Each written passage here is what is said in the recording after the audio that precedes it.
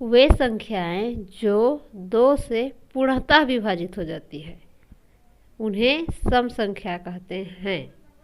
वे संख्याएं जो 2 से पूर्णतः विभाजित हो जाती है मतलब 2 से भाग देने पर शेष फल 0 बचता है, उन्हें सम संख्या कहते हैं।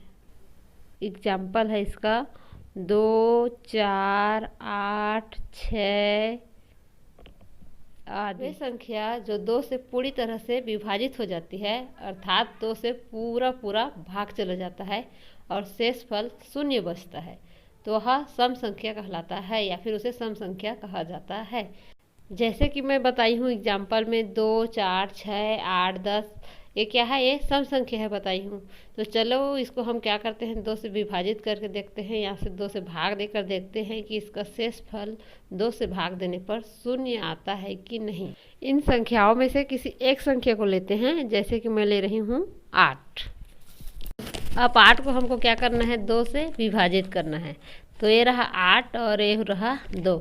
अब हमें 2 का पहाड़ा पढ़ना है तो 2 का पहाड़ा इतना पढ़ना है कि 8 से ज़्यादा मत हो या फिर 8 आ जाए, ठीक है।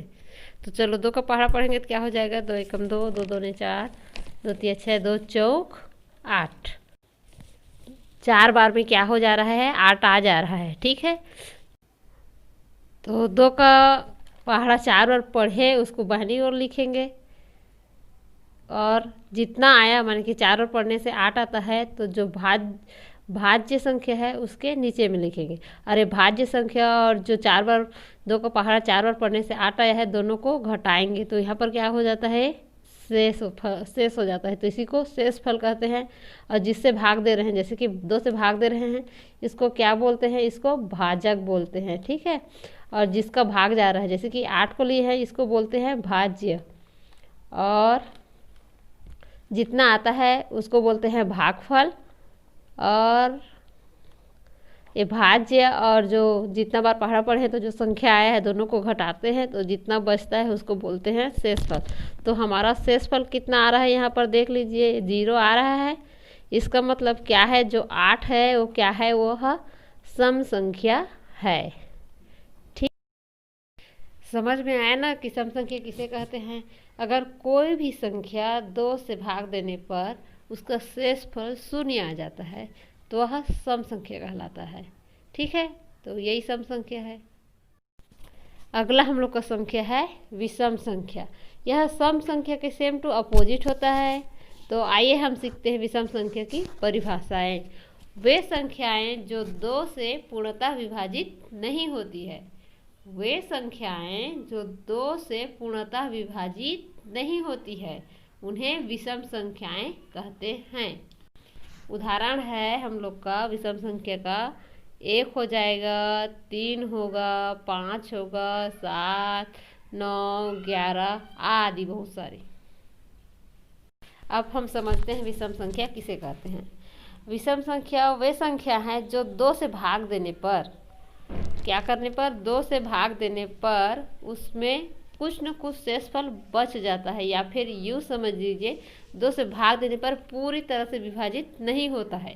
पूरी तरह से विभाजित नहीं होने देता है उसका मतलब ये हुआ कि उसमें शेषफल कुछ न कुछ बचेगा, लेकिन हमको क्या करना है इसको केवल 2 से भाग देना है, ठीक है। 2 से भाग देने पर शेषफल 0 नहीं आता है, शेषफल कुछ न कुछ संख्या बच जाता है, उसको हम क्या बोलेंगे, उसको हम बोलेंगे विषम संख्याएं। तो चलिए उदाहरण से समझते हैं विषम संख्या किसे कहते हैं या फिर कौन सी परिस्थिति में हम यह समझेंगे कि विषम संख्या कौन सा है। तो हम उदाहरण देखे थे क्या कि 1, 3, 5, 7, 9 कोई भी संख्या है ना। तो पहला चलो हम देखते हैं 9 को लेते हैं। तो ये 9 हम लोग का क्या कहलाएगा, यह भाज्य कहलाएगा। और किससे भाग देना है 2 से भाग देना है, तो जिसे भाग देते हैं उसको हम बोलते हैं भाजक, ठीक है। तो चलिए हम क्या करते हैं 2 से 9 को भाग देते हैं।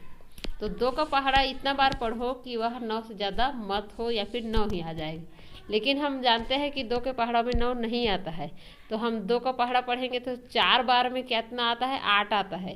5 बार पढ़ेंगे तो 10 हो जाता है, तो 10 को तो हमको लेते नहीं पड़ेगा क्योंकि वह क्या है 9 से वह बड़ा है, ठीक है।